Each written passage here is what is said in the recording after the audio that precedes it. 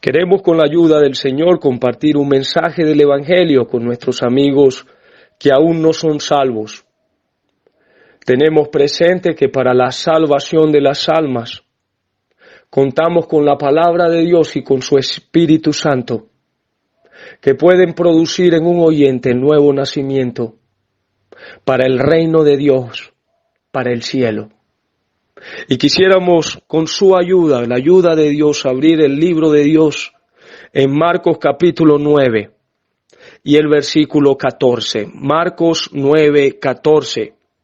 Hablando de Cristo, dice: cuando llegó a donde estaban los discípulos, vio una gran multitud alrededor de ellos y escribas que disputaban con ellos, y enseguida toda la gente, viéndole, se asombró y corriendo a él le saludaron. Él les preguntó: ¿qué disputáis con ellos? Y respondiendo uno de la multitud, dijo: Maestro, traje a ti mi hijo que tiene un espíritu mudo, el cual donde quiera que le toma, le sacude, y echa espumarajos y cruje los dientes y se va secando. Y dije a tus discípulos que lo echasen fuera, y no pudieron. Y respondiendo él les dijo: oh generación incrédula, ¿hasta cuándo he de estar con vosotros?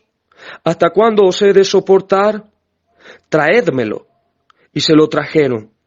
Y cuando el espíritu vio a Jesús, sacudió con violencia al muchacho, quien cayendo en tierra se revolcaba echando espumarajos. Jesús preguntó al padre: ¿cuánto tiempo hace que le sucede esto? Y él dijo: desde niño. Y muchas veces le echan en el fuego y en el agua para matarle. Pero si puedes hacer algo, ten misericordia de nosotros y ayúdanos. Jesús le dijo: si puedes creer, al que cree todo le es posible. E inmediatamente el padre del muchacho clamó y dijo: creo, ayuda mi incredulidad. Y cuando Jesús vio que la multitud se agolpaba, reprendió al espíritu inmundo, diciéndole: espíritu mudo y sordo, yo te mando, sal de él y no entres más en él. Entonces el espíritu, clamando y sacudiéndole con violencia, salió, y él quedó como muerto. De modo que muchos decían: está muerto. Pero Jesús, tomándole de la mano, le enderezó y se levantó. Cuando él entró en casa, sus discípulos le preguntaron aparte: ¿por qué nosotros no pudimos echarle fuera? Y les dijo: este género con nada puede salir, sino con oración y ayuno. Hasta aquí estará bien, esperando que el Señor prospere su palabra. Amén.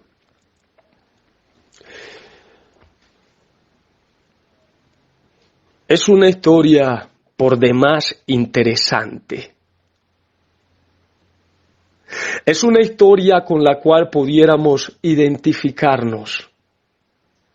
Toda persona en este mundo puede identificarse con esta historia que acabamos de leer. Quiero ver tres cosas en cuanto a este muchacho. Una primera cosa es verlo como el títere de Satanás. Otra segunda cosa es verlo como la tortura de su padre. Y una tercera manera de verlo es como el trofeo de Cristo. Tres maneras de ver a este muchacho. Primeramente, el títere de Satanás. ¿Sabe, amigo, que la Biblia dice en la primera carta del apóstol Juan, en su capítulo 5, y en el versículo 19, allí dice: sabemos que somos de Dios y el mundo entero está bajo el maligno. El mundo entero. Este muchacho y el niño y el adulto, el mundo entero está bajo el maligno, bajo su potestad, bajo su influencia. bajo su poder. El mundo entero bajo el maligno. En esta historia se le pregunta al padre, ¿desde hace cuánto tiempo le sucede esto? Y el padre dice, de niño. Era un niño bajo el maligno. Pero la historia se desarrolla y él ya no es un niño, ahora es un muchacho, es un joven. Y es un joven que está bajo el dominio del maligno. Pero cuando llegamos al capítulo 5, dice que vino de los sepulcros un hombre que tenía un espíritu inmundo. Allí ya no es un niño, en el capítulo 5, ya no es un muchacho, un joven. Ahora es un hombre, es una persona adulta que está bajo el maligno. Entiendo que el maligno no respeta edades. El mundo entero se convierte en una especie de títere en sus manos, a quien él logra dominar a su antojo, del cual él toma el control de cada uno de sus movimientos, el mundo entero. No respeta edades, no respeta sexo. En el capítulo 5 habla de un hombre, pero en ese mismo evangelio, su último capítulo, es el capítulo 16, habla de una mujer. Y dice el versículo 9, habiendo pues resucitado Jesús por la mañana, el primer día de la semana, apareció primeramente a María Magdalena, de quien había echado 7 demonios. Él no respeta sexo.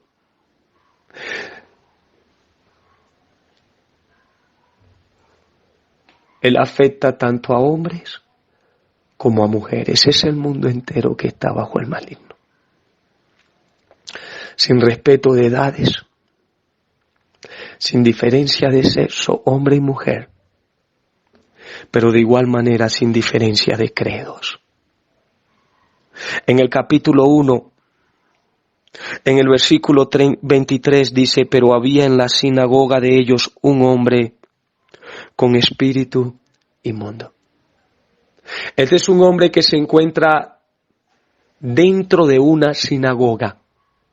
Este es un hombre que es un practicante de la única religión bíblica, la religión de los judíos, el judaísmo. Y aún así, un hombre dentro de la sinagoga, con espíritu inmundo. Pero más adelante se sale de la sinagoga. En el versículo 29 dice, al salir de la sinagoga. ¿Y qué encuentra? Versículo 32.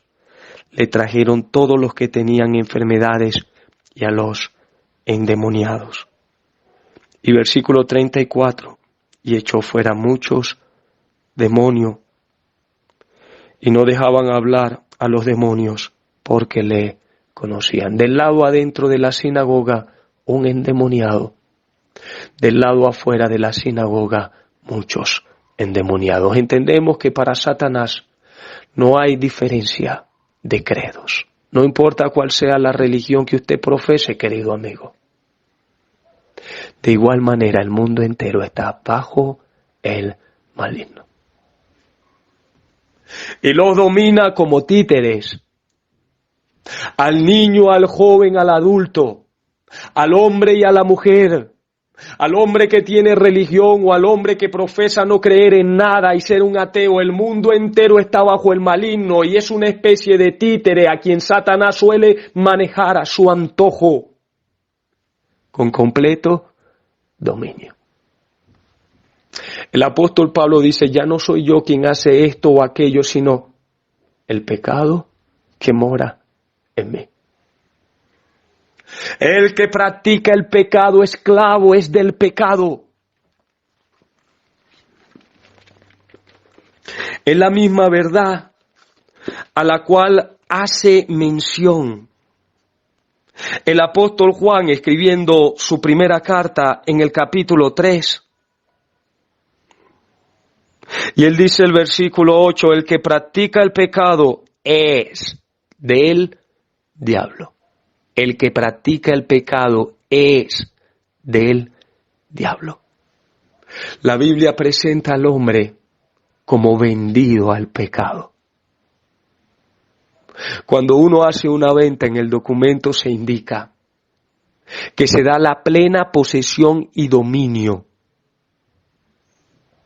a la persona que ha comprado tal o cual bien. Está ya bajo su posesión, está ya bajo su dominio y puede hacer con ello lo que quiera. Esa es la idea aquí. El que practica el pecado es del diablo y el diablo lo domina a su antojo. Vendido al pecado, y el pecado ejerce dominio al punto que el apóstol dice, el bien que quiero hacer no hago y el mal que no quiero hacer, esto hago. Y él dice, miserable de mí, ¿quién me librará de este cuerpo de muerte? Él descubre, soy un títere. Así es el hombre en sus pecados, amigo, es un títere de Satanás. Aquí hay un títere, un muchacho que se ha convertido en el títere del mismo Satanás. ¿Y qué hacía Satanás con su títere? Él describe a detalle en el versículo 18, el cual donde quiera que le toma, le sacude, echa espumarajos, cruje los dientes y se va secando. Él con este títere lo va debilitando en gran manera. Hay 5 cosas allí que nos hace pensar en la debilidad humana. Este muchacho bajo el dominio de Satanás, débil, imposibilitado de hacer algo para librarse de este dominio. Me llama la atención que hay una sociedad que nada podía hacer por él. Allí hay una multitud alrededor de ellos en el versículo 14. Una multitud que se agolpaba en el versículo 25. Y cuando Jesús vio que la multitud se agolpaba, ¿y quién de la multitud podía hacer algo por él? Ninguno. Un títere de Satanás no puede hacer algo a favor de otro títere de Satanás. Ninguno entre la sociedad podía hacer algo. Allí está el padre. Un ámbito familiar, imposibilitado, que nada pudo hacer por él. Lo tiene desde niño. Ha llegado a la edad de la adolescencia, es un joven, es un muchacho. Y en todo ese tiempo su padre, por más que quiso ayudarlo, nada pudo hacer por él. El ámbito familiar tampoco pudo. El ámbito social de brazos cruzados, el ámbito familiar de brazos cruzados, el ámbito religioso de brazos cruzados. Él dice, y le dije a tus discípulos que le echasen fuera, y no pudieron. Quisiera ver en esos discípulos la representación del ámbito religioso que nada pudo hacer por él. Sabe, amigo, la salvación pertenece a Dios. El único que puede librar al hombre del dominio del pecado y de Satanás es Dios. Es la experiencia que menciona David. David dice allí en 1 Samuel, en el capítulo 17, y en el versículo 37, añadió David, Jehová, que me ha librado de las garras del león y de las garras del oso, él también me librará de las manos de este filisteo. Es Jehová el que puede librar de las garras del león, de las garras del oso y de las garras del filisteo. Una figura de los 3 enemigos, el león hablando de Satanás, el oso hablando del mundo y el filisteo grande, el paladín hablando de la carne. el hombre bajo las garras de estos tres enemigos. Y solo Dios, solo el Señor Jesucristo puede libertarle. El Señor le dijo, y si el Hijo os libertare, seréis, y subraya esta expresión, verdaderamente libre. Hay un Hijo que puede libertar a los tristes hijos de Adán, a los títeres de Satán. Amigo, ¿cuántas veces has querido decirle no a tu pecado? Porque sabes que te ha hecho daño y no has podido. Y descubres que por más que lo intentes, que por más que busques un reformatorio, que por más que pongas buena voluntad, de nada te sirve. Un títere dominado por Satanás, vendido al pecado. Tu alma atada en la prisión anhela redención y paz. De pronto vierte sobre mí la luz radiante de su faz y sabe que Él apareció para quitar nuestros pecados. Para esto apareció, para destruir las obras del diablo. Dos razones por las cuales Él apareció. La escena comienza con Cristo apareciendo. Hay allí una multitud que nada puede hacer, hay allí unos familiares que nada pueden hacer, hay allí discípulos que nada pueden hacer, pero sabed que Él apareció, Cristo apareciendo para hacer mucho. Si puedes hacer algo, Él no podía hacer algo, Él lo podía hacer todo, Él lo podía hacer todo. Y lo hizo todo y le trajo libertad. Allí hay un muchacho. Quiero ver a este muchacho como el títere de Satanás. Pero quiero ver a ese muchacho como la tortura de su padre. Es el evangelio escrito por Lucas que narra la misma historia, pero que va a indicar que ese muchacho era el único de su padre, el único que tengo. Él dice allí,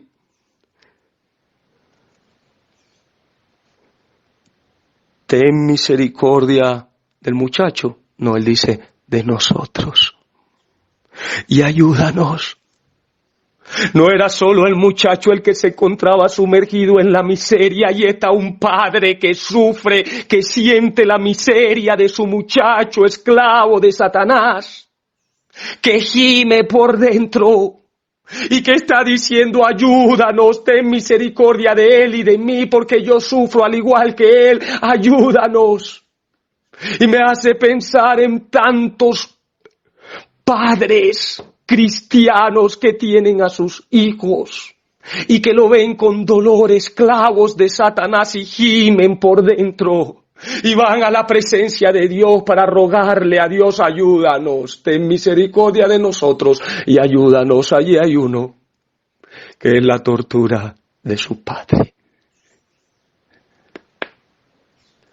¿Será que en esta noche yo estoy hablando a alguno que está consciente que su padre, su madre, su familia es torturada al verle en la condición en la cual se encuentra, esclavo de Satanás y esclavo del pecado?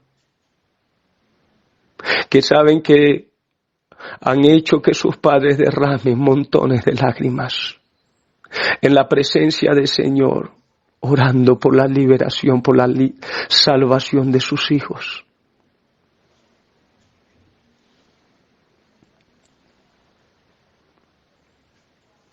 Nosotros no perdemos la fe y seguimos acudiendo al trono de la gracia para hallar misericordia y gracia, para hallar oportuno socorro. Pero quisiera pensar finalmente en este muchacho como el trofeo de Cristo. Satanás le tomó, le sacudió con violencia Y dice, cayendo en tierra se revolcaba y echaba espumarajo. Qué cuadro tan crítico y triste. Él se había convertido en un espectáculo público. Y estoy pensando en aquellos que el pecado los ha llevado a hacerse un espectáculo público.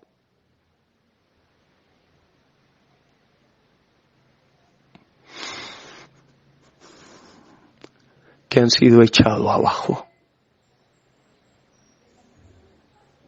que se encuentran revolcándose en su pecado, que echan espumarajos por su boca, se echa de ver la contaminación que hay adentro.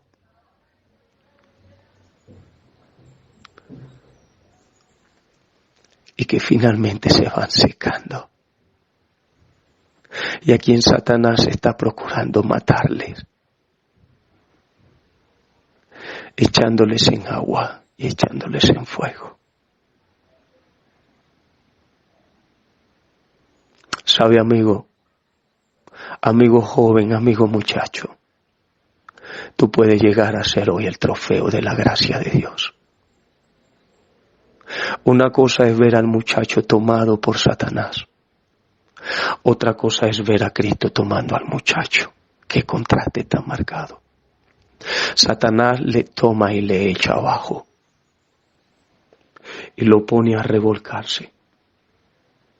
Pero Cristo, dice el versículo 27, pero Jesús tomándole de la mano. Es la experiencia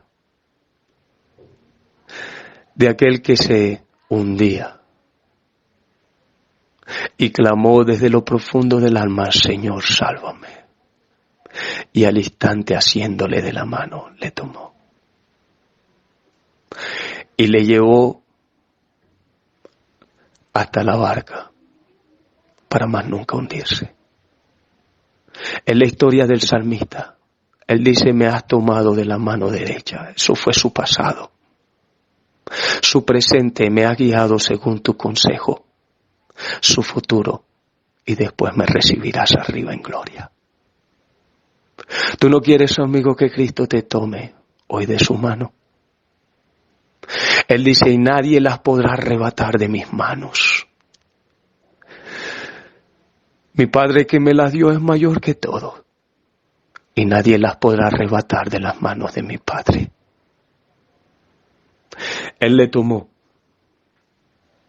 y le enderezó esa vida torcida, la cual has intentado enderezar por distintos medios. Cristo quiere tomarla esta misma noche para enderezarla de una vez por todas. Eso es mentira, amigo. Eso que dicen que palo que nace torcido jamás su tronco endereza, eso es falso.